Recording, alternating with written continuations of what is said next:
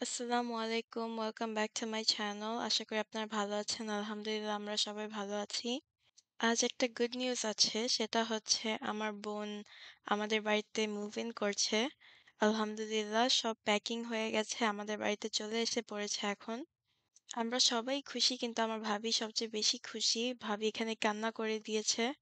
আপুও কান্না করে দিয়েছে। আজ এই খুশির জন্য মা বাড়িতে নিহারি রান্না করছে। এখানে সব বিফ বোন নেওয়া হয়েছে। এখানে দিয়ে দিচ্ছে আদা রসুন পেস্ট।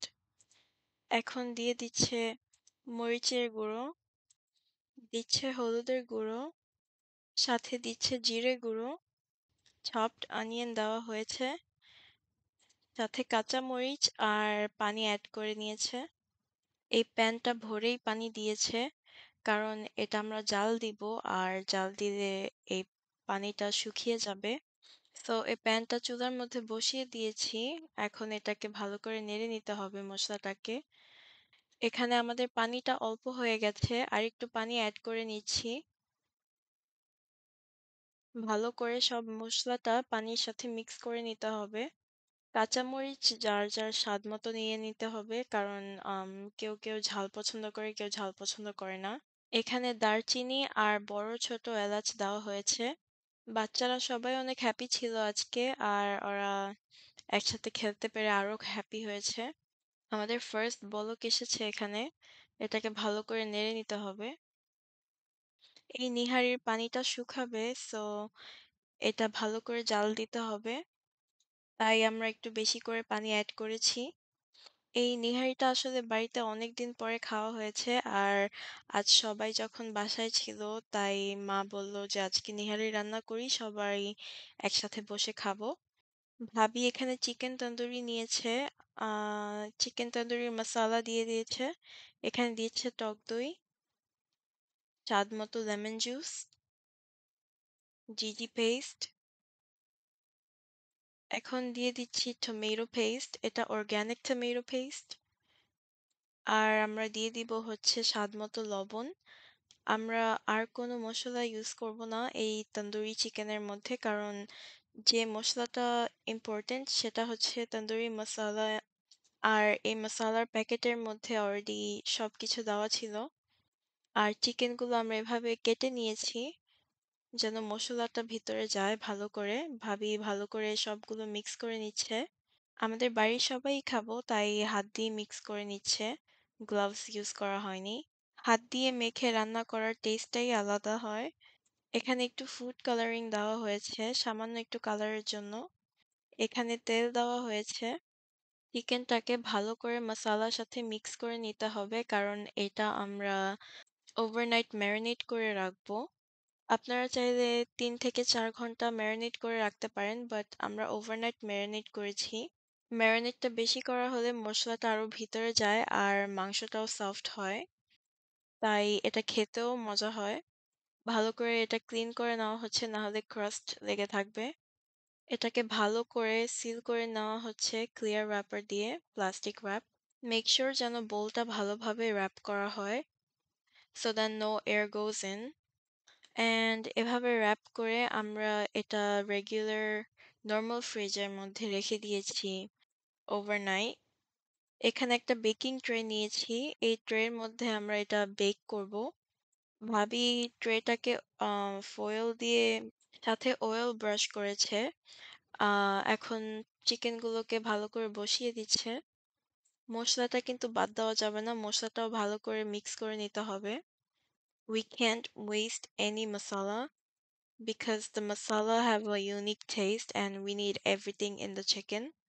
এই বন্ধর মধ্যে বাড়িতে সবাই একসাথে অনেকদিন পরে আর আমাদের বাড়িতে সবাই অনেক সিক তাই বেশি কিছু করা হয়নি।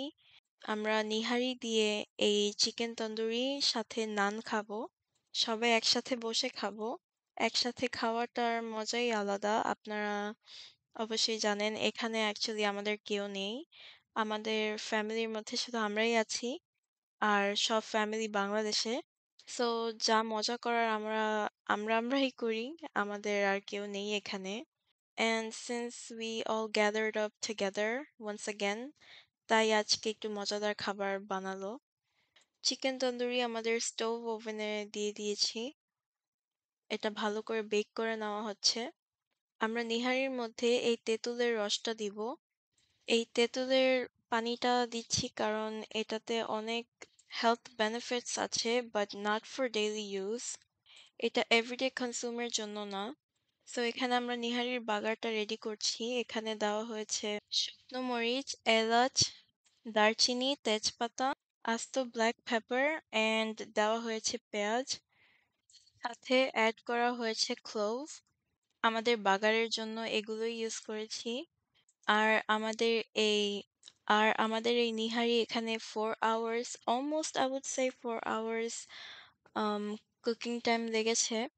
বাট আমরা ফার্স্ট ডে যেদিন রান্না করেছি সেদিন খাওয়া হয়নি। তারপরের দিন আমরা আবার জাল দিয়েছি for another 1 to 2 hour and then আমরা এটা খেয়েছি সবাই। আমাদের তন্দুরি চিকেনটা বের করে এটাকে উল্টিয়ে দেওয়া হয়েছে। এটার মধ্যে আবার মসলা দিতে হবে। কালারটা অনেক সুন্দর এসেছে and the chicken looks so juicy. আমরা বাকি left over মশালাটা দিয়ে দিব এই চিকেনের উপরে। আপনারা কালার দেখে কিন্তু বুঝতেই পারছেন যে এই চিকেন তন্দুরিটা আসলে কিছুটা স্পাইসি হবে।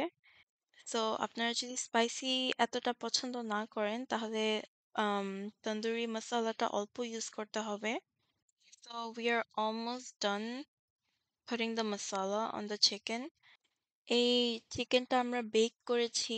আম এটা অনেক আস্তে আস্তে বেক করা হয়েছে for almost 2 hours I would say.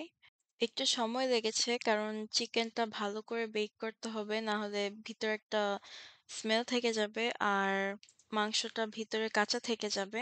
তাই ভালো করে বেক করে নিতে হবে। এখানে আমাদের বাগারটাও অলমোস্ট রেডি। কারণ আপনারা দেখতেই পাচ্ছেন কালারটা অনেক সুন্দর এসেছে ব্রাউনিশ। বাগারটা দিয়ে দিয়েছি এখন নিহারির উপরে। বাগারটা দিয়ে সাথে সাথে ঢেকে দিতে হবে কারণ ঢেকে না দিলে স্মেলটা চলে যাবে। আমাদের নিহারি রান্না করা কমপ্লিট। কালারটা কিন্তু জোস হয়েছে।